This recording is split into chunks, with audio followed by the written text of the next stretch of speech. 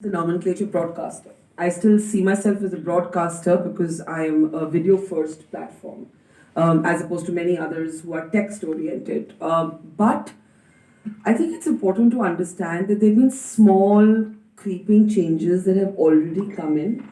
And it's important for us to recognize that the most problematic thing for me, and I don't speak as an expert but as a practitioner, about this proposed bill is how it clubs different technologies, different platforms, and also different sizes of media organizations. Now, why is this important to understand? Because many of us have now migrated out of television into the YouTube driven, YouTube first, but not restricted only to YouTube space. We did that for various reasons, but in many parts because we got disillusioned with what was happening in the television space, right?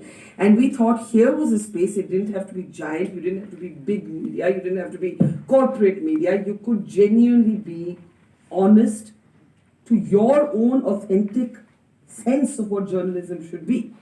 Now, what are some of the changes that, by the way, have already come in?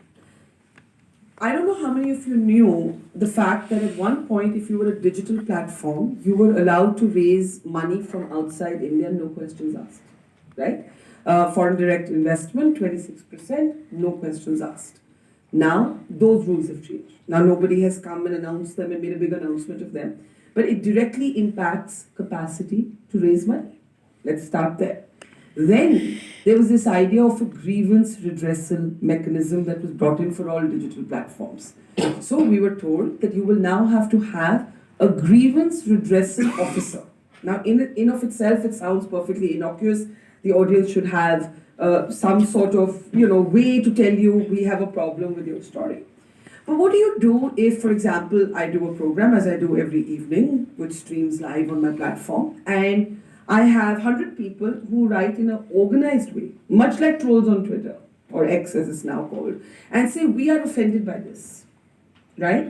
Now I have to, as a small sort of 20% organization, spend money on having one person who will sift through all of these replies and reply to them, right? Two, if need be, I have to hire lawyers, and I think a lot of us have got by because we have friends and family who are lawyers. Literally, I'm being that honest that the kind of things we deal with, the first pressure is financial pressure. The first pressure is to complicate your financial viability. I think everything else is a meta discussion. It's a philosophical discussion. What are the boundaries of Article 19? What are the restrictions? But if you can't pay for yourself, you can't pay your salaries, you can't scale, and if there is an obstruction to that process in policy, that to me is insidious because it doesn't get as much attention.